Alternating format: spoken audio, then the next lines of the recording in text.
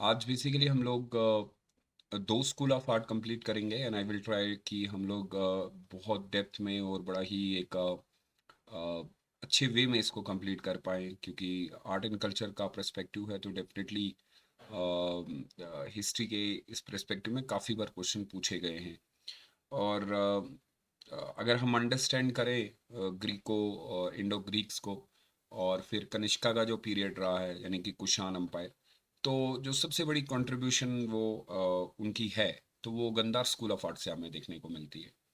अब basically Gandhara school of art में जो हमें ज़्यादा इम्पोर्टेंट है, जिस चीज़ के ऊपर हमें ध्यान रखना है कि मटेरियल कौन सा यूज़ हुआ, जो यहाँ पे पिक्चर्स बनाई गई या जिन भी आइडल्स वर्कशिप वगैरह का किया जाता था या स्कल्पचर्स जो बनाए गए, उनमें कौन सा मटेरियल यूज़ किया गया, इसकी लोकेशन कहाँ पे है, इससे हम लोगों को हिस्ट्री क्या पता चलती है, बुद्धिज़्म ही क्यों अर्लियर टाइम पे था, फिर माथुरा स्कूल ऑफ आर्ट आया तो उसमें क्या चेंज हमें देखने को मिली। तो कोशिश करेंगे आज एक एक करके कंप्लीट करने की एंड होपफुली कि जो क्लास आज हो, डेफिनेटली आई होप कि आप लोगों को बहुत अच्छे से समझ में आए। और फिर बात बनती है कि सर तीन स्कूल हैं, अमरावती स्कूल ऑफ आर्ट भी आया, लेकिन अमरावती स्कूल ऑफ आर्ट का क्या है कि उसका भी एक इम्पोर्टेंस बनता है, लेकिन सबसे पहली इम्पोर्टेंस जो जाती है वो गंधार स्कूल ऑफ आर्ट को जाती है क्योंकि शुरुआत के टाइम पे ही अ, कुषाण एम्पायर्स के टाइम पे भी गंधार स्कूल ऑफ आर्ट को और माथुरा स्कूल ऑफ आर्ट को बहुत ज़्यादा इम्पोर्टेंस मिली है।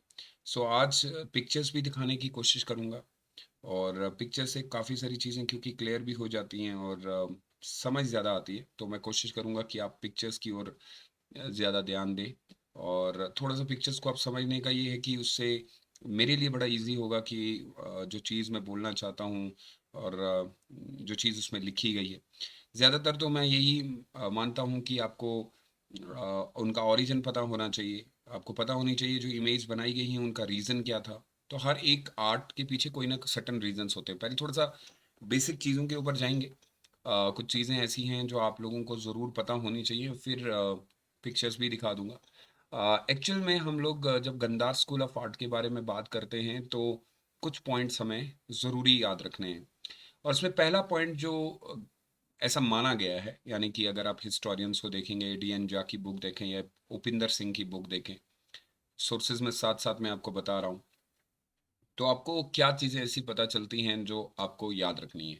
Apart from art and culture जो हुआ ही हुआ है वो तो डेफ़िनेटली है, लेकिन सबसे इम्पोर्टेंट चीज़ जब आप गंधार स्कूल ऑफ आर्ट के बारे में बात करते हैं, तो इट्स अ यूनिक।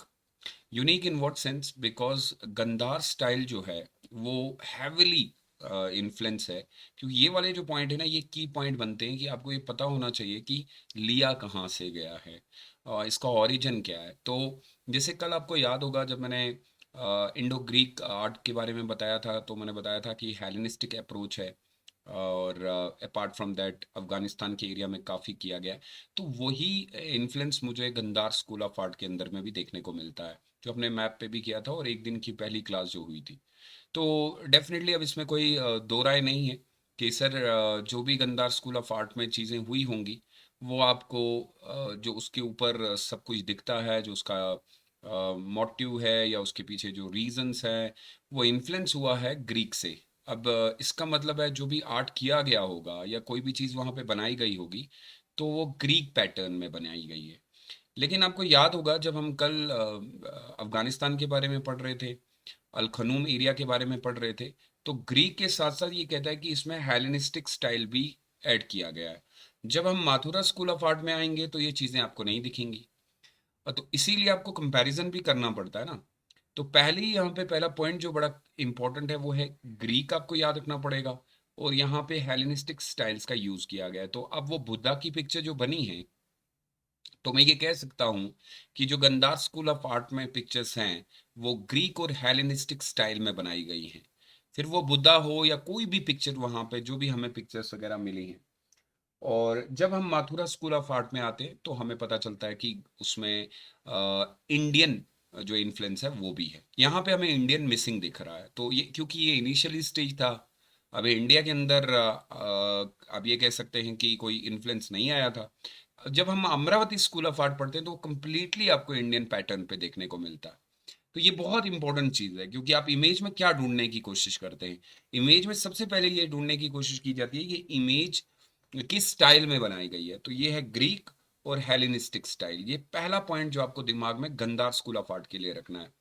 दूसरा पॉइंट जो कि बहुत इंपॉर्टेंट है और रुपिंदर सिंह की बुक में क्लियरली मेंशन है, अगर आप पढ़ेंगे भी तो यहाँ पे क्लियरली मेंशन किया गया है, जो गंधारी हैं बेसिकली। अब गंधार नाम जो इसका ओरिजिन हुआ, और क्यों गंधार बोले, और कोई नाम रख सकते थे। अब अगर आप लोकेशन के हिसाब से देखें, जो हमने मैप ऑलरेडी देखा हुआ है, उस मैप में जो एरिया का नाम है वो गंदार है। तो जो लोग वहां पे रहते होंगे उनको गंदारी कहा जाता है। तो जो गंदारी लोग हैं वो एक ट्राइबल्स हैं।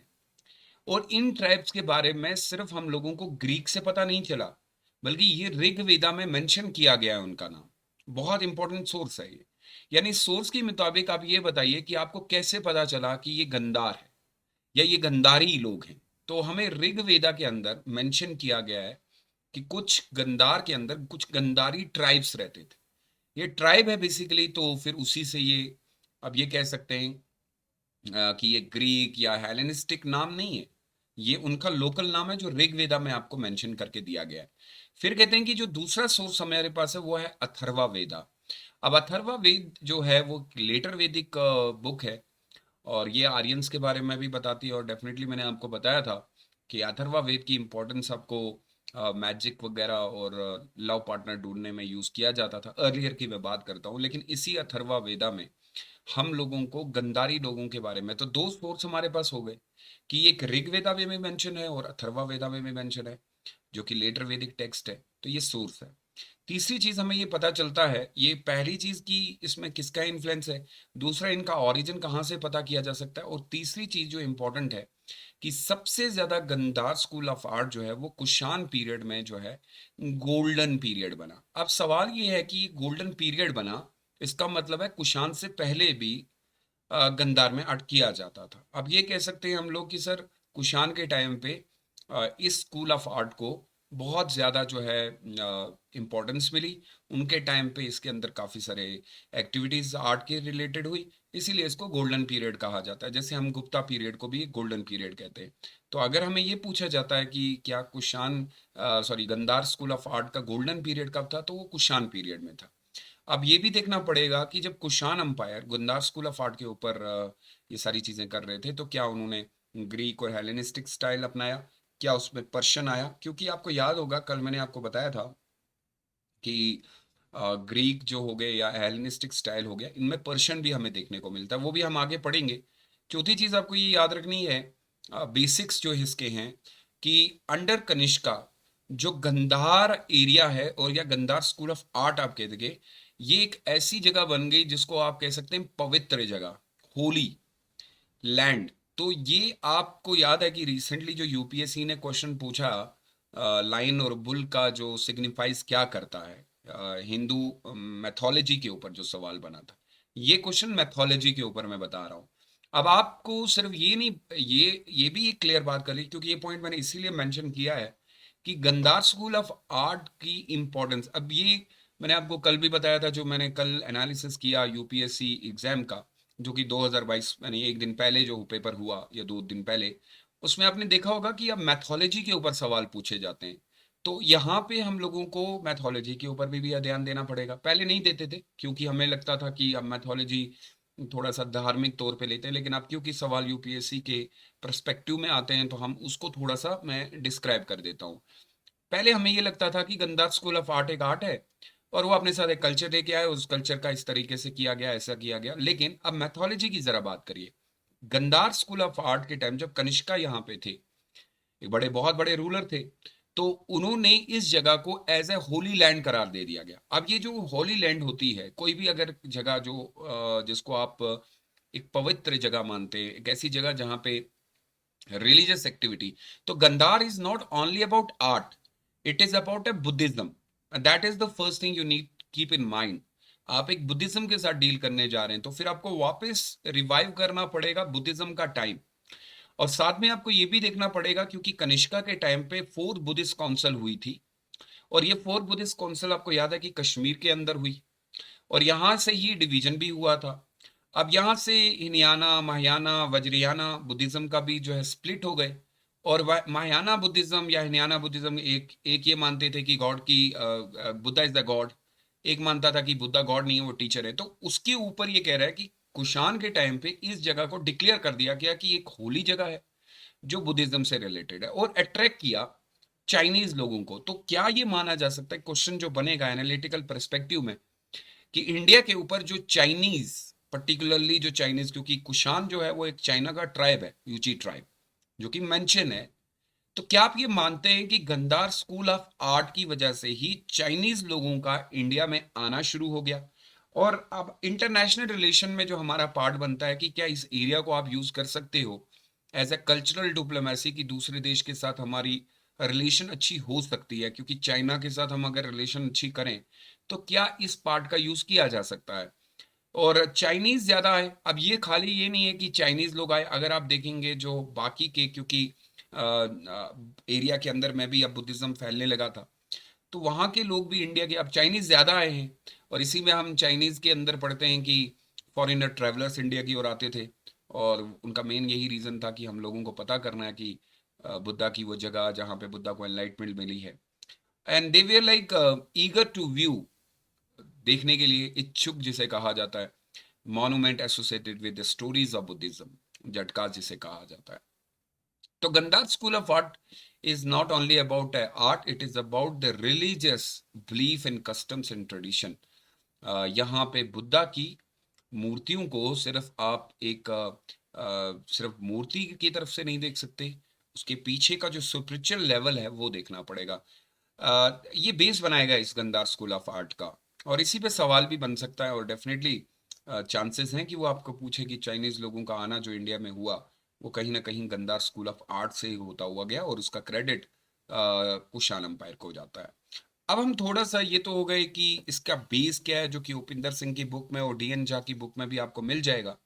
लेकिन अगर थोड़ा सा और एंटर हो जाएं हम लोग और देखें कि सर हुआ बेसिकली क्या गंदार स्कूल ऑफ आर्ट में, तो जब हम बुक पढ़ते हैं और अलग अलग सोर्सेज के हिसाब से बात करते हैं, तो ऐसा माना जाता है कि जब गंदार स्कूल ऑफ आर्ट बढ़ रहा था तो कुछ इंडियंस थे जो भारतीय थे, इंडियंस ये मेंशन है, तो ये मेंशन मैं ये पॉइंट कर देता हूँ कि जो इंडियंस, अब सवाल होगा कि सर, क्वेश्चन आपके दिमाग में ये होगा कि क्या गंदार स्कूल ऑफ आर्ट को सिर्फ चाइनीज लोग या वो लोग जो बाहर से आते थे, यानी कि आप ये कह सकते हैं ग्रीक लोग, या फिर आप चाइनीज लोग कह लें, क्या उन्हीं लोगों को ये इजाजत थी? क्या गंदार में किसी और इंडियन को अलाउड नहीं किया जाता था? या फिर इस तरीके से भी, क्या इंडियन जो क्राफ्ट बनाते थे या इंडियन के जो आर्टिस्ट हुआ करते थे, क्या वो गंदार स्कूल ऑफ आर्ट के साथ उनका कोई इंटरेक्शन नहीं था? कोई डिस्क्रिमिनेशन तो नहीं देखने को मिली? तो ऐसा बिल्कुल भी नहीं है। हमें ये भी पता चला है कि इंडिया के जो क्राफ्ट्समैन हुआ करते थे, जो उस समय मूर्तियां बनाया करते थे, वो गंदार स्कूल ऑफ आर्ट के साथ उनका कांटेक्ट हुआ है, और ग्रीक तो थे ही थे। तो हम ये मान सकते हैं कि इस स्कूल के अंदर इंडियन, इस स्कूल के अंदर ग्रीक, एक स्कूल के अंदर रोमन, इस स्कूल के अंदर एशियन के बाकी, और जो एशियन में लिख रहा हूं तो और कंट्रीज के लोग भी, स्पेशली जो सबसे ज्यादा इस स्कूल के साथ जिसका कांटेक्ट रहा, वो northern western frontiers of India in Gandhara. तो ऐसा ये कहना भी गलत होगा कि इंडियंस को अलाउड नहीं था, और फिर क्योंकि नया आर्ट था सो सीखने में टाइम लगता, so this gave rise to a new form of art in which image of Buddha were created, और ग्रीको रोमन स्टाइल। अब यहाँ पे ये बताते हैं कि बेसिकली इस स्टाइल को आप दो तरीकों से, जैसे मैंने ऊपर लिखा कि ये ग्रीक और हेलेनिस्टिक स्टाइल है, तो हमें ये भी पता चलता है कि इसको हम लिखते हैं ग्रीको। और मैंने ग्रीको के बारे में आपको कल पढ़ाया है, Greco Roman style, Greco Roman style भी कहा जाता है। और आप सब जानते हैं कि ग्रीक के अंदर ऑलरेडी काफ़ी सारी चीज़ें बनती थी, और पर्टिकुलरली जब हम इसी स्कूल के अंदर देखते हैं आर्ट के साथ साथ, सर इन लोगों ने काफ़ी सारी यहाँ पे मोनेस्ट्रीज बनाई, और मोनेस्ट्रीज आपको याद है कि बुद्धिज़्म में बहुत ज़्यादा यूज़ हुई है।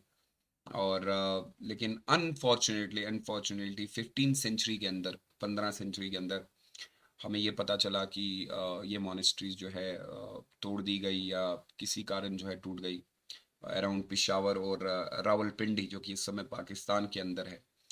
और एक बहुत ही बड़ा लॉस हुआ है आर्ट एंड कल्चर को। और फिर आप सब जानते हैं कि जो इनका ऑरिजिन का पैटर्न है, इनका ऑरिजिन भी थोड़ा सा अलग हेलेनिस्टिक पर्सपेक्टिव में देखने को मिलेगा। मैं ज़रा ऑरिजिन की बात करूं, अब आप आ जाते हैं इनके ऑरिजिन के ऊपर। ये तो बेस है। सबसे पहला पॉइंट ऑरिजिन के ऊपर आपको क्या देना है, ये 3 पॉइंट्स आपको बहुत इंपॉर्टेंट याद रखने हैं। होपफुली आप इसका ऑरिजिन पर्सपेक्टिव दिमाग के अंदर रखेंगे। अगर हम इनके ऑरिजिन की बात करें तो जो गंदार एरिया है वो बेसिकली महायाना बुद्धिज्म से ज़्यादा प्रभावित है। महायाना बुद्धिज्म आपको याद होगा, जब कनिष्का के टाइम पे फोर्थ बुद्धिस्ट काउंसिल हुई और हिनयाना और महायाना और वज्रयाना जो अलग अलग सेक्ट बन गए बुद्धिज्म के अंदर, अ, उसमें से कुछ ऐसे थे जिन्होंने कहा कि हमें आइडल वर्शिप नहीं करनी चाहिए, किसी ने कहा नहीं हमें करनी चाहिए। तो महायाना बुद्धिज्म का तो क्लियरली कैटेगोरिकली ये मानना था कि हम लोगों को पूजा करनी पड़नी है। अब यहाँ पे ज़रा ओरिजिन देखिए, तो ओरिजिन हम ये कह सकते हैं कि इसका ओरिजिन बेसिकली महायाना बुद्धिज्म के अंडर हुआ है और ये फ्लोरिश हुआ है। Buddha was represented in a human form, please kindly ये देखिएगा, और ह्यूमन फॉर्म में दिखाया गया। Under the Kushan new Buddha stupas were created built on a old one were in large, जो पुराने थे उनको बड़ा कर दिया गया और कुशान टाइम पे जो है बहुत सारे स्तूपास बन गए। अब आपको याद होगा कि पीछे की ओर जब हम अशोका पढ़ रहे थे तो अशोका ने भी स्तूपास मोनेस्ट्रीज के ऊपर बहुत ज़्यादा ध्यान दिया था और बहुत सजाया भी करते थे वो। और ये सारी चीज़ें कनिष्का ने, इसका ओरिजिन बता रहा हूँ। तो क्या मैं ये ओरिजिन में ये लिख सकता हूँ सर कि basically Gandhara school of art का क्रेडिट जो है वो महायाना बुद्धिज्म को जाता है? मैं सेक्ट की बात कर रहा हूँ। फिर ये इसी में जो ओरिजिन की बात में है कि Gandhara is noted for a distinctive Gandhara style of Buddhist art. तो क्या मैं ये कह सकता हूँ कि sir it is a basically a Buddhist art, लेकिन है स्टाइल गंधार, लेकिन गंधार जो लिया गया है वो लिया गया है Greco Roman Greco Hellenistic style से। ये भी याद रखिएगा कि कुषाण को मैं गोल्डन पीरियड कह रहा था। पीछे जो पॉइंट हमने पढ़ा, हमने ये पढ़ा कि during the period of Kushan this area Gandhara area या गंधार स्कूल ऑफ आर्ट का जो पीरियड है वो गोल्डन पीरियड है, यानी इनके समय में ये बहुत अच्छे से फैला। अब गोल्डन पीरियड नाम दे दिया आपने, तो क्या फिर सर उसके पहले कुछ नहीं था? जी उसके पहले भी था, लेकिन हम ये नहीं कहते कि गोल्डन था। अब अगर आपको याद होगा तो ये स्टार्ट जो होता है which shows the influence of Parthians. इस आर्ट के अंदर Parthians, Scythian, Roman, Greco Bactrian in local Indians, very very much important, ये हमारे से रिलेटेड है। Influence on the Gangetic valley, तो ये कहना गलत होगा अगर डेप्थ के अंदर जाएंगे। अब अगर ऊपर ऊपर से पढ़ेंगे तो वो नहीं दिखाएगा। जब आप बुक के अंदर जाते हैं इंटरनल, जबकि आपने देखा होगा बहुत सारे लोग ये कहते हैं कि इसके ऊपर सिर्फ इन्फ्लुएंस ग्रीको रोमन का है, बिल्कुल गलत है। ग्रीको रोमन हो है, लेकिन आपको ये भी तो बताना पड़ेगा ना कि जो डायनेस्टीज उनसे पहले रूल करती थी क्या वो कुछ नहीं कर रहे थे? तो पार्थियन का भी इसमें स्टाइल एडेड है, सेथियंस का भी इसमें ऐड है जो कि डायनेस्टी है, रोमन तो है ही है क्योंकि उनका तो मेन है, ग्रीको बैक्टेरियन तो मैंने आपको बताया था कि वो किस तरीके से आए, और फिर लोकल इंडियन लोग जो कि यहाँ के थे उनका भी इन्फ्लुएंस है। और इस तरीके से एक कम्बिनेशन बना और ये गंदार स्कूल ऑफ आर्ट जो है वो इनलार्ज हो गया। ये हो गई जब आप इसके डेप्थ में जाते हैं। अच्छा, सबसे इंपॉर्टेंट चीज ये बात है कि आपको पता होगा कि जो बुद्धा की यहाँ पे पिक्चर्स और बुद्धा की जो मूर्तियां बनी हैं, अभी पिक्चर्स भी मैं आपको दिखाऊंगा, यूज क्या किया गया है सर, मतलब उसका मटेरियल जो यूज किया गया है। अब ये आपको याद होगा स्टेको और एज वेल एज स्टोन का इस्तेमाल किया गया है, तो दो चीजों का इस्तेमाल किया गया है। अर्लियर आपको याद होगा मैंने आपको बताया था कि जो ग्रीक लोग थे वो स्टोन का बहुत अच्छा यूज नहीं करते थे, मार्बल का बहुत अच्छा यूज करते थे, लेकिन गंधार स्कूल ऑफ आर्ट तक उन्होंने स्टोन का बहुत अच्छा यूज किया है। एंड वाइडली अगर आप देखेंगे तो जो भी उनके आपको स्कल्पचर्स देखने को मिलते हैं गंधार स्कूल ऑफ आर्ट में, बड़े ही डेकोरेटेड है, ऑफ मोनेस्टिक व्यूज दिखाए जाते हैं एंड कल्ट बिल्डिंग्स जो बनाई गई बाद में, क्योंकि मोनेस्ट्रीज वगैरह उन्होंने बहुत अच्छी खासी बनाई। This show the clarity and this show the how good they are in terms of their art and culture is concerned.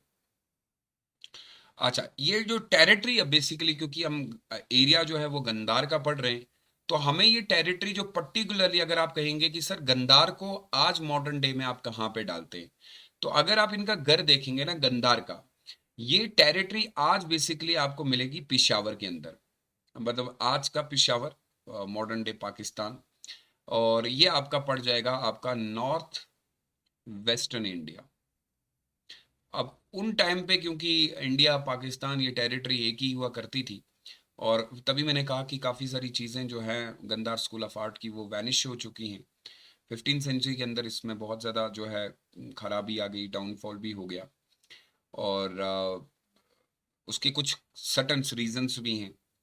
और उसके बाद जब हम ग्रीको बुद्धिस्ट आर्ट की अगर हम बात करें, तो आज भी आपको अफगानिस्तान के अंदर काफ़ी सारी मूर्तियां देखने को मिलेंगी, और जिसमें हेलेनिस्टिक कल्चर बहुत ज़्यादा है। तो अगर अफगानिस्तान के अंदर आप देखेंगे, अब ये कंट्रीज अलग हो गई, अब अफगानिस्तान के अंदर जो आपको आर्ट पूरा देखने को मिलता है, तो उसमें हम ये लिखते हैं कि ये हेलेनिस्टिक अप्रोच में बनाया गया है।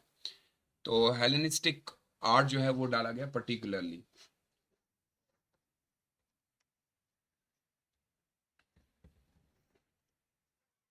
होपफुली यहाँ तक क्लियर होगा। ये पाकिस्तान हो गया, ये फिर आपका अफगानिस्तान हो गया। उसके बाद समय बीतता गया और कुषाण का टाइम आया, तो कुषाण ने क्योंकि इनलार्ज किया अपनी टेरिटरी को, और इन्होंने नॉर्दर्न पाकिस्तान, फिर और फर्दर ये एंटर इंडिया की होते हैं। फिर माथुरा एरिया जो है वो इंडिया का जो है इससे इन्फ्लुएंस होता है। और माथुरा आर्ट ऑफ स्कूल भी हमने देखा है वो इंडिया को बहुत ही ज़्यादा, जिसमें काफ़ी सारे हिंदू आर्ट जो आपको देखने को मिलेगा। और पर्टिकुलरली ये आर्ट हमें art of the Gupta empire, और सवाल यूपीएससी ने इस बार पूछा भी था गुप्ता अम्पायर से, यहाँ तक फैल जाता है। तो मतलब आप ये कह सकते हैं कि इंटायर एशियन कंट्री जो है आज की, वो इससे कहीं ना कहीं प्रभावित हुई, और इसका क्रेडिट कुशान को जाता है। अब थोड़ा सा मैं और मेजर सेंटर्स के अंदर जाता हूँ, और मैं आपको बताता हूँ कि कौन कौन से सेंटर्स थे जो उस समय गंदार स्कूल ऑफ आर्ट जहाँ पे किया जाता था। अब आप आपको एरियाज याद रखने पड़ेंगे। गंदार स्कूल ऑफ आर्ट के मेजर सेंटर जहाँ पे ये आर्ट तैयार किया जाता था, एक एरिया जो है वो है जालाबाद, हडा, बामरन, बेगरम। क्योंकि ऐसे पॉइंट्स अगर बीच में डाल दिए जाएं तो बेटर होता है, क्योंकि उसको ये लगता है कि इसको एग्जैक्टली जगह का नाम पता है, क्योंकि एरिया बहुत इंपॉर्टेंट होता है। और पर्टिकुलरली फिर प्री में भी कभी मैच ऑफ द फॉलोइंग्स में आएगा, तो डेफिनेटली आप चांसेस नहीं ले सकते हैं। और तक्षशिला एरिया तो वैसे भी इंपॉर्टेंट है, क्योंकि बुद्धिज्म से ऑलरेडी अशोका के टाइम भी बहुत इंपॉर्टेंट था। And they where the main centres. तो अब इसमें आपके एक सेंटर हो गया, दूसरा सेंटर है, ये तीसरा सेंटर है, ये चौथा सेंटर और पांचवा, तो कुल मिला के 5 मेन सेंटर हैं, जहां से हम लोगों को खुदाई करते हुए वे the main centre where pieces of Gandhara school have been found. हमें बहुत सारी यहाँ पे जो है काफ़ी सारी पीसेस मिली हैं, कुछ तो पूरी एक कंप्लीटली हमें बुद्धा की जो उनकी मूर्तियां हैं वो मिली हैं। तो ये क्लियरली शो करता है कि गंदार स्कूल ऑफ आर्ट जो है वो अलग अलग जगहों पे जो है उनका एक मेजर सेंटर्स हुआ करता था जहाँ से वो बनाते थे। और इसका ओरिजिन जो है वो रियल पैटर्न हमें देखने को मिलता है, कि ज़्यादातर पहले ये साकाज लोगों का जो था, उनका काम ये था कि वो सबसे ज़्यादा जो है इस आर्ट के ऊपर काम करते थे। साका के बाद अगर हम देखें तो फिर कुषाण लोगों ने इसको बहुत ज़्यादा, गोल्डन पीरियड तो इन्हीं के टाइम पे बना, इसी के टाइम पे यानी कि कनिष्का के टाइम पे गोल्डन पीरियड का नाम दे दिया गया इसको, क्योंकि इसके समय में सिर्फ खाली जो है वो बुद्धा की मूर्तियां नहीं बनाई गई, मोनेस्ट्रीज के ऊपर भी काम किया गया। अच्छा, फिर उसके बाद तक्षशिला एरिया हो गया, पिशावर जो है, सेवरल अदर पीसेस जो है हमें कहीं ना कहीं से मिली हैं।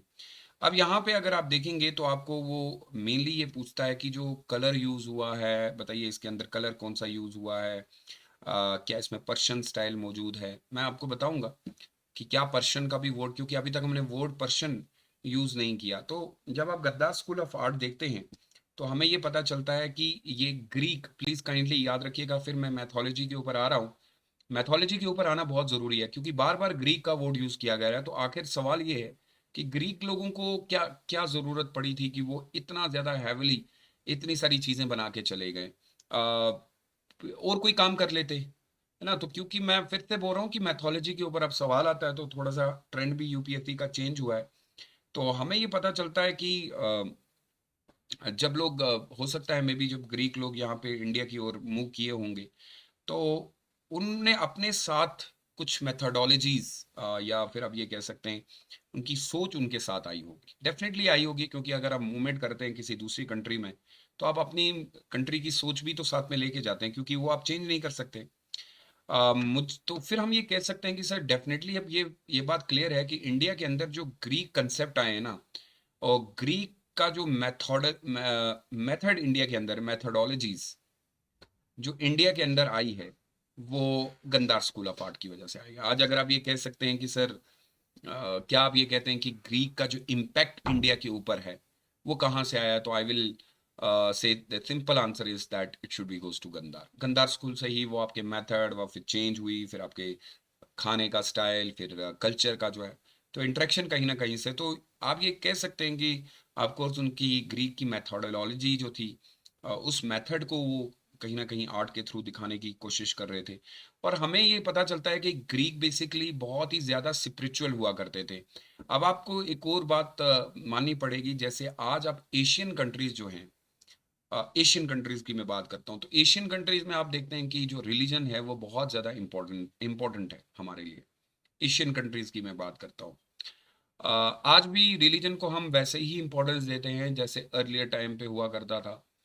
तो मैं ये नहीं कह रहा हूँ कि यूरोप में कोई रिलीजन नहीं चलता है, वो भी रिलीजियस उनकी भी एक रिलीजियस मेथोलॉजी है, उनका भी एक रिलीजियस अपना है। लेकिन हम कंपैरेटिवली अगर थोड़ा-सा देखें, कंपेयर कर लें एशियन कंट्रीज़ को यूरोप के साथ या बाकी की और कंट्रीज़ के साथ कर लें, तो आपको ये पता चलेगा कि एशियन कंट्रीज़ रिलीजियस की इम्पोर्टेंस जो है वो टॉप मोस्ट रखते हैं। हमारा 1857 का रिवोल्ट भी बहुत सारे अगर आप पढ़ेंगे उसको तो वो फिर से यही शो करता है कि उस समय भी सेंटिमेंट्स हर्ट हुए। आज भी अगर आप देखते हैं थोड़े से सेंटिमेंट्स हर्ट हो जाते हैं तो सब कुछ बदला। तो हमें ये लगता है कि ग्रीक अर्लियर जो हुआ करते थे जब वो आए, उनका स्पिरिचुअल लेवल बहुत ज़्यादा हाई था। मतलब वो भगवानों के प्रति उनको बहुत प्यार था और इसीलिए गंधार का जो इन्फ्लुएंस हमें और गंधार के ऊपर जो उनका पूरा हमें देखने को मिला ना, तो हमें ये पता चलता है कि अ, भले ही हमारे पास कोई बुक नहीं है या फिर कुछ और चीज़ें नहीं है, तो लेकिन उनके आर्ट से आप पता कर सकते हैं कि वो लोग बहुत ही ज़्यादा रिलीजियस को मानते थे। ये मेन है कि क्यों हुआ? कभी मन में सवाल आ जाता है कि क्यों उनको यही करना था? तो उससे हमें पता चलता है कि स्पिरिचुअल थे और मेनली जो फिगर्स उन्होंने दिखाया हमें वो भी स्पिरिचुअल देखने को मिलते हैं।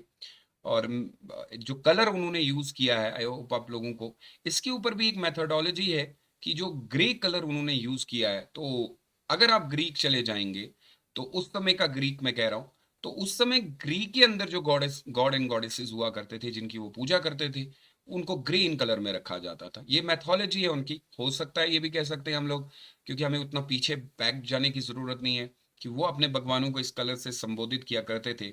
और बॉडी पार्ट्स के ऊपर बहुत ज़्यादा ध्यान रखते थे।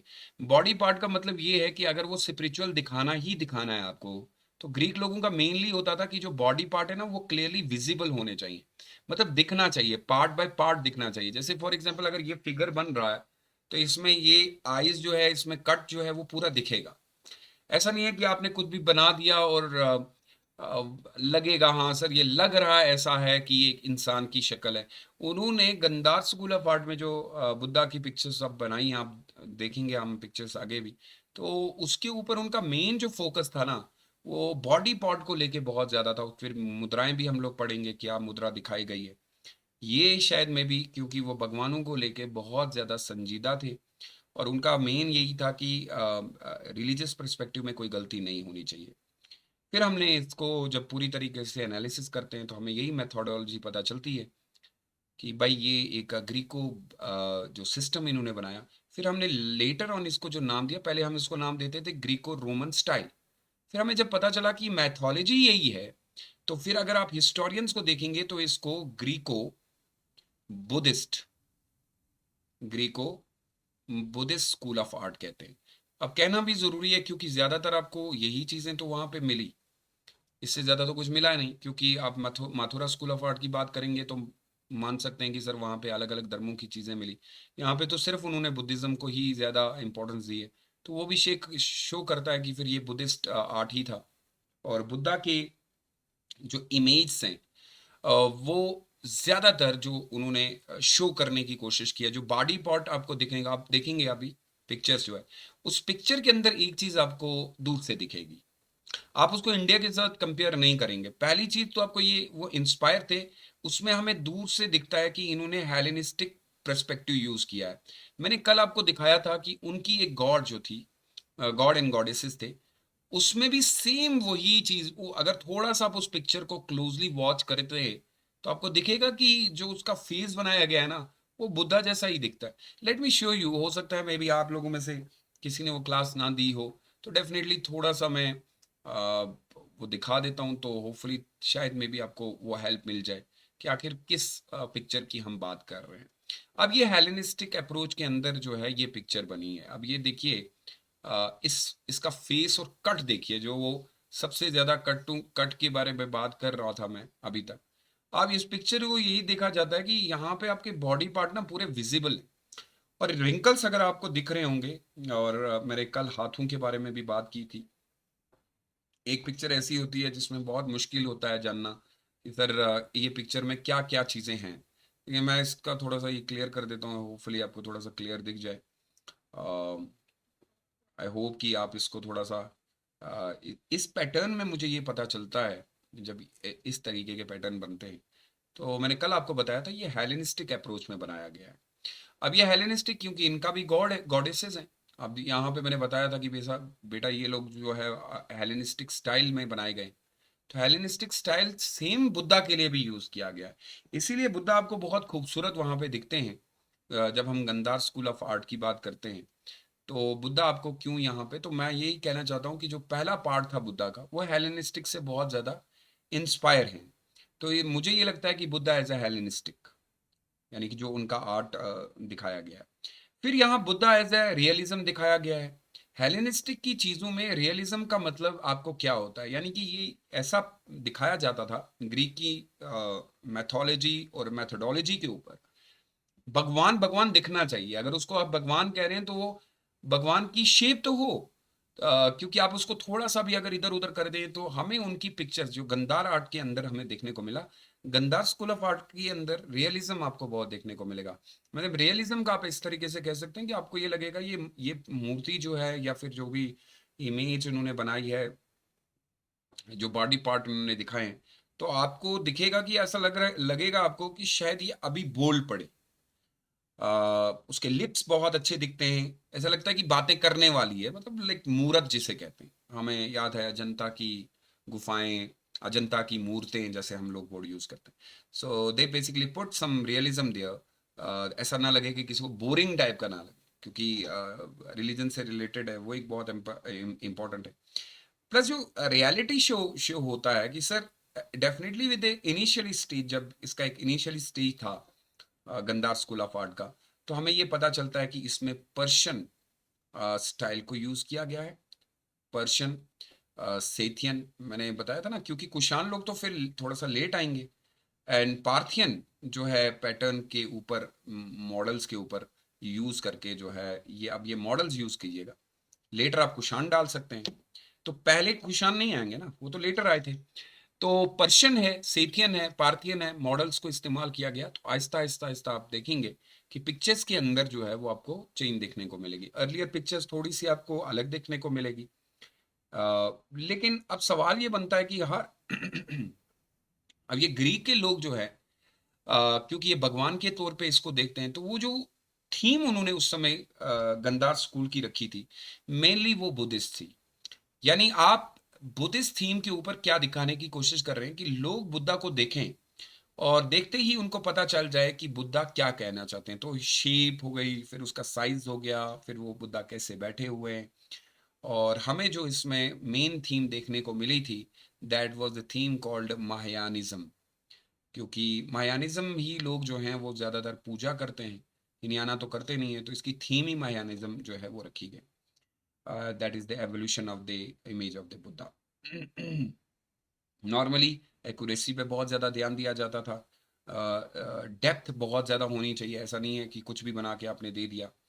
अब आपको याद होगा कि एक सवाल यूपीएससी ऑलरेडी कर चुका है कि वो जो बुद्धा यहाँ पे हमें दिखते हैं, अब पिक्चर्स के अंदर एक बुद्धा आपको दिखा देता हूँ। पहले थोड़ा सा थीम के ऊपर भी बात करेंगे, लेकिन मैं पहले थोड़ा सा आपको कहूँगा कि आप इमेज की ओर ध्यान दीजिएगा। इस इमेज में एक है, ये इमेज दूसरी है और ये इमेज तीन, यानी कि टोटल आपके पास तीन इमेज है। जब इन तीनों इमेज को हम कंपैरिजन करेंगे थीम्स के ऊपर तो बात करेंगे ही करेंगे, तो हमें ये पता चलता है कि ये इमेज बेसिकली यहाँ पे आपको दिख रहा होगा बुद्धा की शेप अलग है। यहाँ आते आते बुद्धा थोड़े से बदल गए, यहाँ आते आते बुद्धा और बदलेंगे। माथुरा स्कूल ऑफ आर्ट के अंदर तो बुद्धा बिल्कुल अलग ही है। तो यहाँ पे ऐसा क्या हुआ, तो हमें ये पता चलता है कि जब ये अर्लियर टाइम पे इनिशियल स्टेज में जब गंदा स्कूल ऑफ आर्ट का शुरुआत हुई, तो इनकी इमेज बनाने के पीछे ये था कि ये अपने भगवान यानी कि ग्रीक गॉड को, जो जैसा इनका ग्रीक गॉड दिखता था अ, उसके साथ रिसेंबल होता है। ऐसा लगता है कि जो एक भगवान इनका ग्रीक लोगों का होता था जिसको बहुत ज़्यादा पूजा करते थे ये लोग, अपोलो जिसे कहा जाता था, उस भगवान का और बुद्धिज़्म की जो आप पिक्चर्स को थोड़ा-सा अगर आप कंपेयर करेंगे, तो आपको लगेगा कि ये कॉपी एंड पेस्ट किया गया है। तो अब सवाल ये भी बनता है कि क्या बुद्धा की सच में ऐसे उन्होंने जो इमेज क्रिएट की है वो ऐसे थे? या फिर इन्होंने अपोलो को आगे रखा और फिर थोड़ी-सी शेप चेंज की? तो वो हमें थीम से पता चलेगा। बेसिकली इनकी थीम थोड़ी-सी पढ़ लेते हैं और फिर हमें पता चलेगा कि इन्होंने उसको क्या किया है। सबसे पहले the Buddhist theme were largely represent in Gandhara art. The Buddha mother resemble and जो बुद्धा की मदर दिखाई गई है, मैं ज़रा दिखाइए कि ये कितने धार्मिक थे ये लोग। इन्होंने एक-एक चीज़ को किस तरीके से ध्यान में रखा गया। The Buddha mother resembles the an Athenian matron, ये आपको ग्रीक के अंदर में जो है भगवान की जो गॉड एंड गॉडेसेस उस समय उनके मदर फादर हुआ करते थे, रिजेंबल कर रहा है। यानी कि हम ये कह सकते हैं कि इन्फ्लुएंस है ना, जो मैं पहले बताया था कि इन्फ्लुएंस है कि नहीं। दूसरा ये कहते हैं जो बुद्धिस्ट के सीन्स दिखाए गए हैं, यानी कि पिक्चर नंबर वन जो image two and image three को आप थोड़ा सा दिमाग में रखिए। The scenes were created with Apollo like face, जो शेप मुंह की दिखाई गई है यहाँ पे, ये शेप रखी गई है और ये शेप है और ये शेप आप देख ले, तीनों शेप के अंदर हिस्टोरियन का ये मानना है कि अगर हम अपोलो को देखते हैं यानी कि ग्रीक गॉड को, उनका फेस और बुद्धा का फेस सेम दिखता है। तो फिर इसीलिए बहुत सारे लोगों को अभी तक जो माहियानिज्म या हिनियाना बुद्धिज्म के लोग जो हैं, उनका इसमें थोड़ा-सा क्लैश भी है कि क्या ग्रीक लोगों ने वो पूरा, क्योंकि अब आप बोलेंगे सर फिर माथुरा स्कूल ऑफ आर्ट से पता कर सकते हैं कि ऐसा दिखते थे। तो माथुरा स्कूल ऑफ आर्ट लोगों ने भी खुद से नहीं किया है। उनके ऊपर भी इन्फ्लुएंस जो है वो ग्रीक का ही है। आप ये नहीं कह सकते कि माथुरा स्कूल ऑफ आर्ट जो है वो कुछ नया कर गए। उन्होंने भी कहीं न कहीं कॉपी मारा है। तो इसके ऊपर एक डिटेल बात की जा सकती है, सो वहाँ नहीं जाएँगे। अच्छा, एक और प्रॉब्लम जो आपको देखने को क्योंकि ये सारा ग्रीक रिलीजन है। जो भी गंदार है ना वो ग्रीक रिलीजन है। The image of Athena of Roman, अब जो रोम है, ग्रीक तो आया ही आया तो उसके ऊपर तो आप भगवान को ले आएंगे। The image of Athena of Rome in Lahore is perhaps one of the most beautiful Gandhara sculpture depicting the western topic, जो कि हमारे पास नहीं है। लाहौर में आपको उसके लिए जाना पड़ेगा। सबसे बेहतरीन इमेज में से एक image, the image of Athena of Rome बनाई गई है जो लाहौर में है, क्योंकि उस समय इंडिया पाकिस्तान एक ही था। And it was created in order to express the Buddhist ideas and practices. तो इस बात से बड़ा क्लियर है और थोड़ा सा क्लैश करेगा कि ग्रीक और रोमन का जो इन्फ्लुएंस देखने को मिलता है, तो आप ये कह सकते हैं वो अपनी मेथोडोलॉजी, अपनी मैथोलॉजी, अपने रिलीजन को डिपिक्ट कर रहे थे, कोशिश कर रहे थे कि वो बुद्धा की इमेज से आपको दिखे। ये बात बड़ी क्लियर कर लीजिए। और फिर सोर्सेज पे अगर चेक करना होगा तो फिर आप डीएन झा और रुपिंदर सिंह को भी चेक करेंगे। अब अगर आप तीन नीचे की जो चीजें देख रहे हैं मैं उसी पे बता रहा हूं। आप ये सारी चीजें जो देख रहे हैं do not include any Greek or motive with a few exception. The hand of the Gandharas, जो हाथ बनाए जाते थे, अब ये हाथ देख लीजिए, आगे मुद्राओं में भी देखेंगे। The hand of the Gandhara artist was Greek but his heart was Indian. क्या बात लिखी है। ये बात ये है कि बनाने के टाइम पे शायद में भी आप ये कह सकते हैं कि सर देखिए वो, क्योंकि बैलेंस आंसर करना है। अब आप ये कहेंगे कि अगर ये सारा ग्रीक ही है तो फिर इसमें बुद्धिज्म कहाँ पे दिखता है, इंडियन चीज़ें कहाँ पे दिखती हैं। तो जो बनाने वाला है उसके हाथ शायद गंदारा के हो सकते हैं, लेकिन आर्टिस्ट जो है वो ग्रीक का है, बट दिल जो है वो भारतीय है। जब दिल भारतीय है तो जो इसके अंदर एक्सप्रेशन डाले गए, ये सारी चीज़ें डाली गई, वो आप ये कह सकते हैं कि वो रिलीजियस जो है वो बुद्धिज्म को दिखाता है। क्योंकि ऊपर हमने यही पढ़ा, जब सब कुछ वही है तो फिर कैसे हम ये मान लें तो फिर मानने वाली यही चीज़ है, the hand of the Gandhara artist was Greek. हाथ ग्रीक के हैं लेकिन दिल भारतीय है। तो भारतीय दिल मतलब जब भी कोई आप आइडल बनाते हैं, जब भी कोई आप इमेज बनाते हैं, वो इमेज के साथ साथ आपको ये भी देखना पड़ता है कि बनाने वाले ने उसमें क्या चीज़ डाली है। हम अक्सर जब संगीत या ये सारी चीज़ें करते हैं तो हमें दिल के अंदर वो चीज़ भी दिखाते हैं ना। कभी कभी पिक्चर्स बहुत कुछ बोल जाती हैं और वो उसी को पता होता है जिसने वो बनाई है। हमारे लिए वो सिर्फ एक आर्ट है या मिट्टी का एक पुतला है या फिर एक आर्टिस्ट ने वो ड्रॉ कर दिया वॉल पे, तो हम उसको इमेज के तौर पे ले लेते हैं। लेकिन जिसने वो बनाया होगा तो डेफिनेटली उसके दिमाग में कुछ रहा होगा जो चीज़ उन्होंने डिपिक्ट की है। अब यहाँ पे ये जो आपको इमेज कुछ दिख रही हैं बुद्धा की, किसी में आपको बुद्धा के मसल्स दिख रहे हैं, किसी में आपको बुद्धा में यहाँ पे आपको मूछें दिख रही होंगी, ये दिखाया गया है डेफिनेटली। तो हमें ये पता चलता है कि एक पूरी अटेंशन दी गई है। यहाँ पे करली बाल भी दिखाए गए हैं। अब यहाँ पे आपको ये दिख रहा होगा, एक बहुत टाइम लगा होगा। अब माथुरा स्कूल ऑफ आर्ट में आएंगे तो उन्होंने इतना टाइम ही नहीं दिया है, उन्होंने तो सीधा क्लीन शेव दिखा दिया है। सो ये दिखाया जाता है कि यहाँ पे बुद्धा को थोड़ा सा आप देखिएगा तो बुद्धा की जो बॉडी है ना वो बहुत ही थिन दिख रही है, बहुत ही पतली दिखाया गया है। ऐसा बुद्धा मोटा नहीं है, बुद्धा बताई। और लार्जली बोल्ड फोल्ड लाइंस भी देखने को मिलती हैं।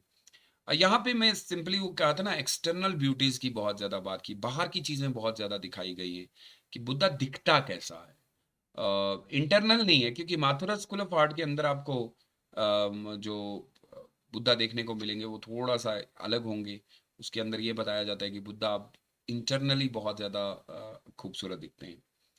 अम, अब ये देखते हैं कि इसके बाद जो इम्पोर्टेंट चीज़ है, आपको शायद देखा होगा कि बुद्धा जो है, बुद्धा को अलग अलग तरीके से Mathura school of art, sorry, जो पर्टिकुलरली हमारा एक स्कूल ऑफ आर्ट जो गंधार स्कूल ऑफ आर्ट है उसके अंदर बुद्धा को अलग अलग तरीके से दिखाई। In all the Buddha depicted in the Gandhara art is shown making 4 types of hand.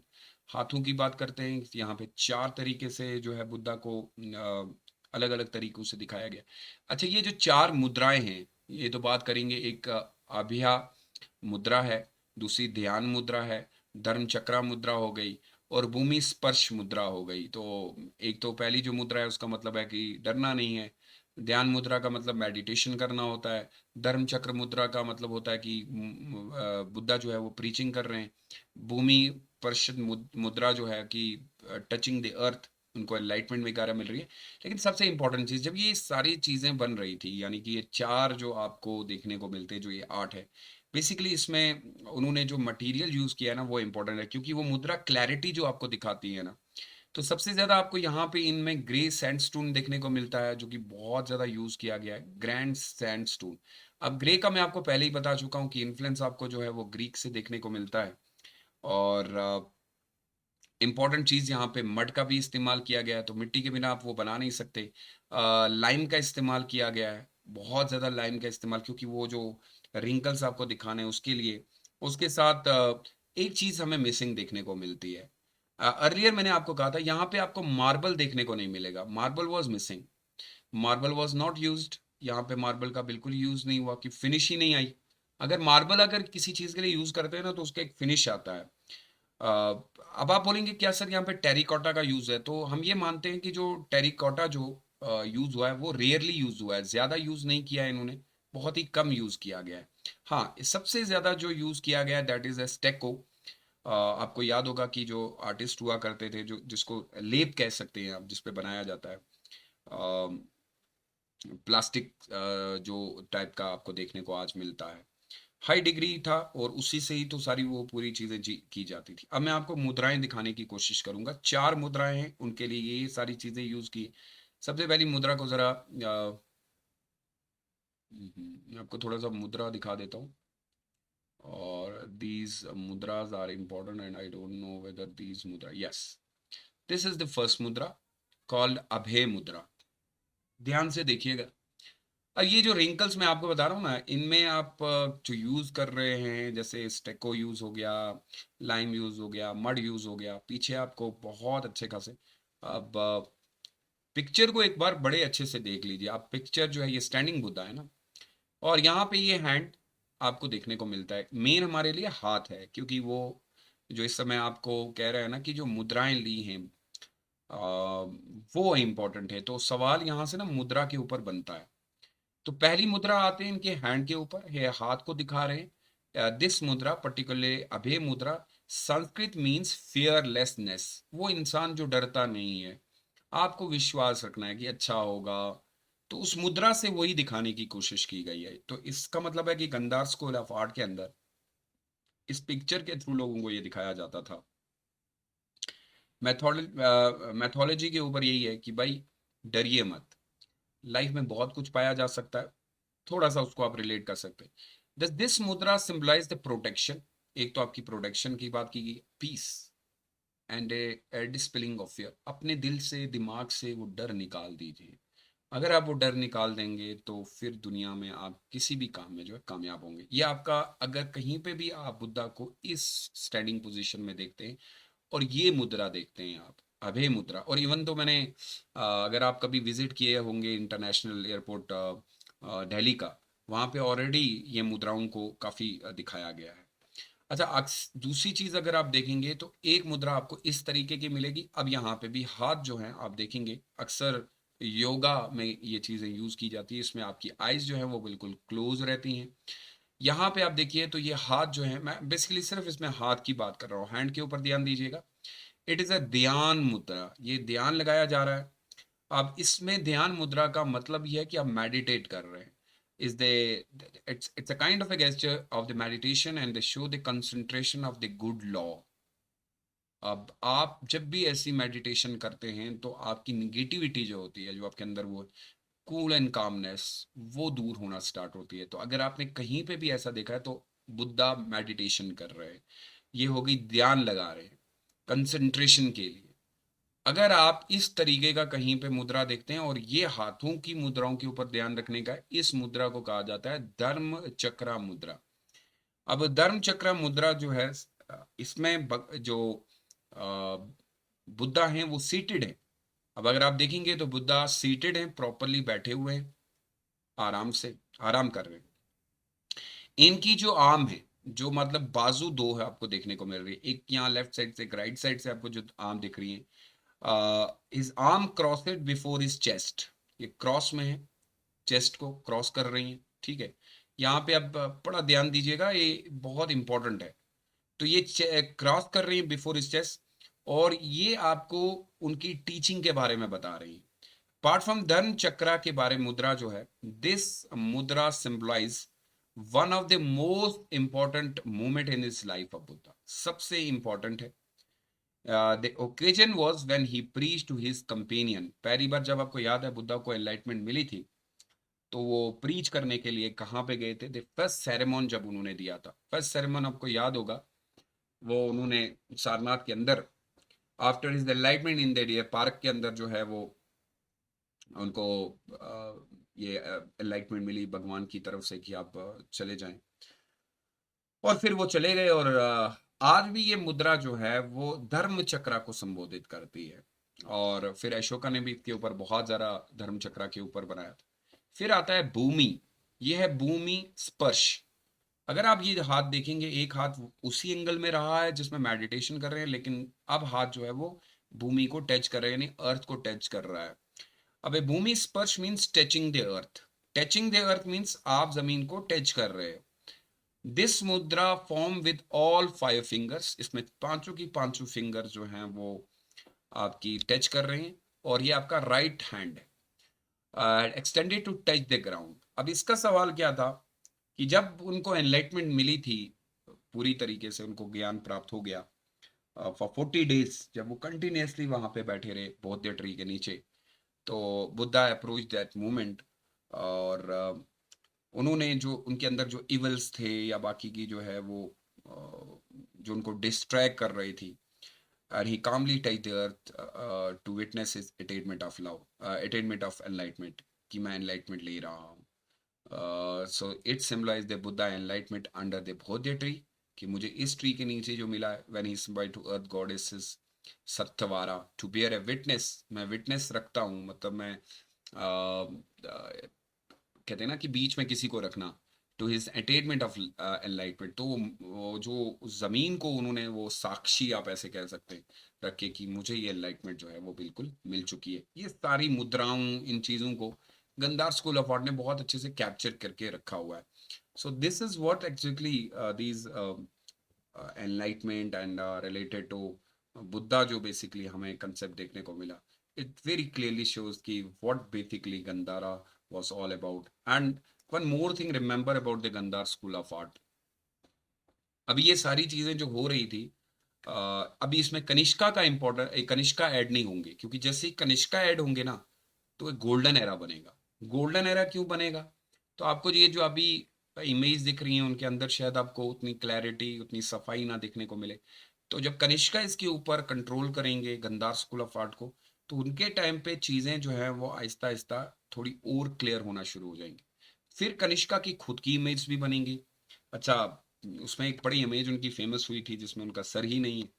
मैं आपको एक इमेज दिखाऊंगा तो डेफिनेटली उससे भी थोड़ा सा क्लैरिटी आपको आ जाएगी ये बेसिकली वो इमेज क्या है और फर्क कैसे देखने को मिलता है। अ, इसमें आपको आई होप थोड़ा सा दिखा देता हूँ आपको।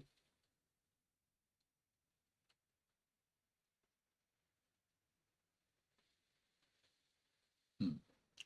अब जब हम लोग इसी ग्रीक इन्फ्लुएंस की बात करते हैं तो Greek gods as a protector, Greek god जो है ना अपने भगवान को एज ए प्रोटेक्टर, तो in many image of Buddha in Gandhara he has seen under the protection of Greek goddesses. तो बुद्धा के इर्द गिर्द में आपको ग्रीक गॉडेसेस हेरिक्लिस मिलेंगी, जो बुद्धा के इर्द गिर्द में बनाए गए हैं। ये बुद्धा है और इधर इधर पिक्चर जो है ना वो गॉडेसेस की रखी है, तो प्रोटेक्शन के तौर पे दिखाया गया। अच्छा, एक और जो दिखाया गया है वो दिखाया गया है वज्रपानी।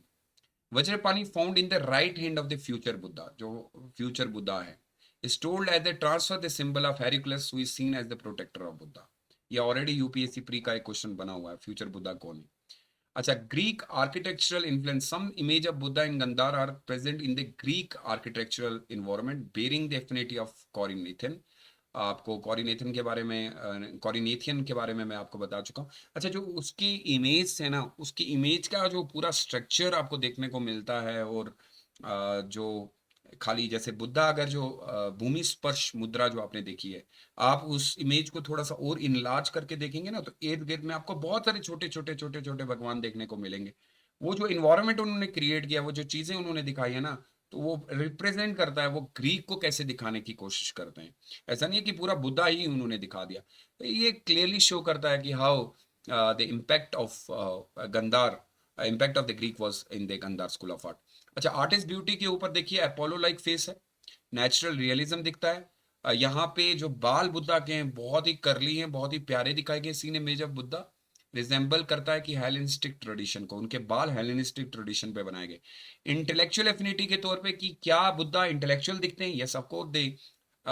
उनके पीछे जो बन आपको देखने को मिलता है, जो बुद्धा स्टैंडिंग बुद्धा है, बैठे हुए बुद्धा है, जो पीछे का आपको structure, that is the halo in bun of the Gandhara Buddha, significantly intellectual inhabitation of Buddha from the Greek. तो वो सारी चीजें ना, किसी हर एक चीज का कोई ना कोई उन्होंने मीनिंग रखा है, मेथोडोलॉजी है।